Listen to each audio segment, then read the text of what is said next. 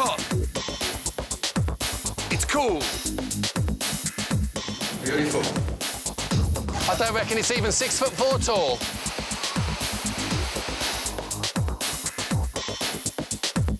Welcome to Singapore.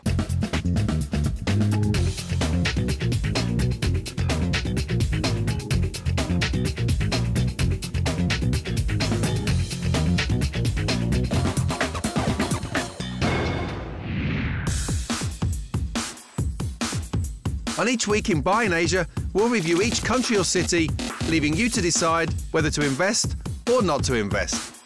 To do this, we'll look at taxes, currencies, mortgages, rentability, saleability, and whether it's even legal to purchase property as a foreigner. From swampy colonial outpost to economic powerhouse, Singapore has come a long way in a very short time. To say this place punches above its weight is the understatement of the year. With 36% of the population being foreigners, we've got a very eclectic culture here. But what I'm really interested in is this amazing economy that's absolutely booming at the moment. It seems like an unstoppable train.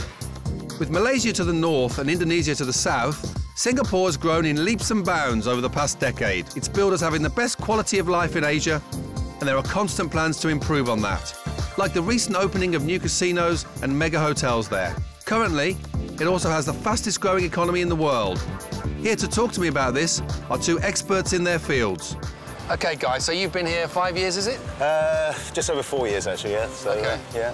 And you've been in Dubai, you've lived in Hong Kong. Dubai, Hong Kong, and this is my latest destination, yeah. All right, so from your perspective, what's happening here? I mean, you know, economically, is it exciting? It's very exciting. I think Singapore has really established itself as the hub of Asia, really. I think certainly from the financial sector's point of view.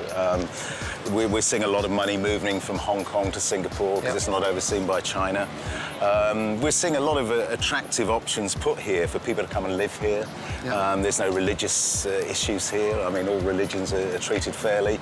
It's a great area for children to be brought up from that point of view. I mean, I've got young children here, and I mean, you can't hope for a better place to bring them up. I always think that Hong Kong is the place to get Chinese money into and for foreign money because, you know, I'm there. But it's interesting what you say. That's some people, like a lot of Japanese come into this market. They don't want to be under a watchful eye of China. Well, so that's their angle for Singapore, is it? I think for high net worth people, it's a confidence factor. I mean, it's a bit like Europe. You know, people talk about Monaco as, you know, a hub for money. But I think the high net worth Chinese have traditionally moved their money into Hong Kong, but they realise now that they haven't got that security that they really might like. And I mean, here we're seeing a trend now for the high net worth people to bring the money here and reside here, and they feel safer.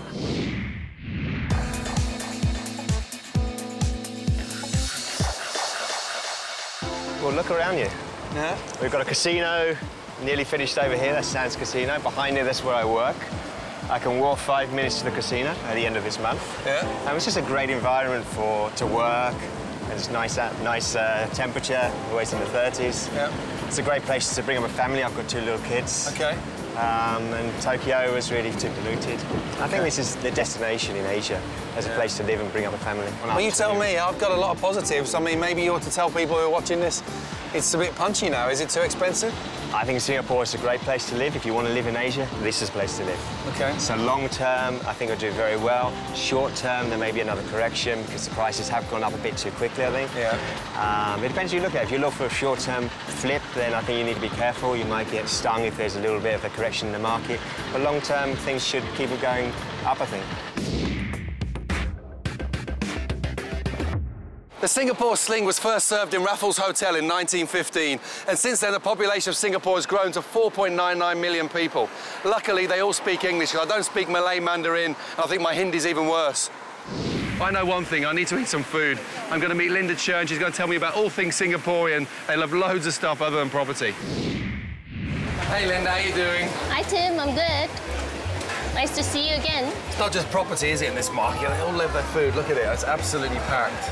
Yes. What is it about these hawker centres? I mean, why do people like sitting in the boiling hot having their lunch? Well, that's when we get our local food. You know, it's not all about restaurants. Most people like their local food in Singapore. And you can't get this kind of stuff in a fancy restaurant, right? You have to come here. No, definitely not. Yeah, you get your fishbowl noodles and your chicken rice. Fishbone? Fishball noodles. So, tell me, I mean, we talked to a lot of foreigners, we talked to people who live here, we talked to a lot of property investors. You're in property, but, you know, forget property for a minute. I mean, what's going on in Singapore? It's changing for you or not? Is it still the same old Singapore it was 30 years ago, or is it changing? Well, for the last 30 years, it's changed a lot. You know, previously it was just a small little city with where everybody traveled by bus and that's about it. Now we have the trains, everybody drives. It's become very busy, like Bangkok, like Hong Kong. We get our jams, our traffic jams, yeah. Most people travel by train now. But there's no pollution now compared to 20, 30 years ago, so they got something right, yeah? Massive taxes on the cars and all that, so they try and reduce the traffic. Yes, and also I think the government has done it right by planting a lot of trees along the roads. You know, that's what you don't see elsewhere in the big cities. Yeah. Yeah, in Singapore you have it all, you know, all over the place. It's so green everywhere. So if you had to define a Singaporean, I know you can't stereotype people, right? We talk about it's been very multicultural. But if you had to define a Singaporean, they love their food. You know, what else defines a Singaporean? You know, I know that it's multicultural, but where's your identity? What is it about Singaporean that defines them differently from? The way we speak, yeah. Singlish, Okay, la. Singlish every time. Yeah, we end our sentences with la. You know. Yeah. Yeah, that's predominantly how we speak, and everywhere you go, you recognize a Singaporean because they'll be after the food. If you see them at a buffet, they'll be first in line.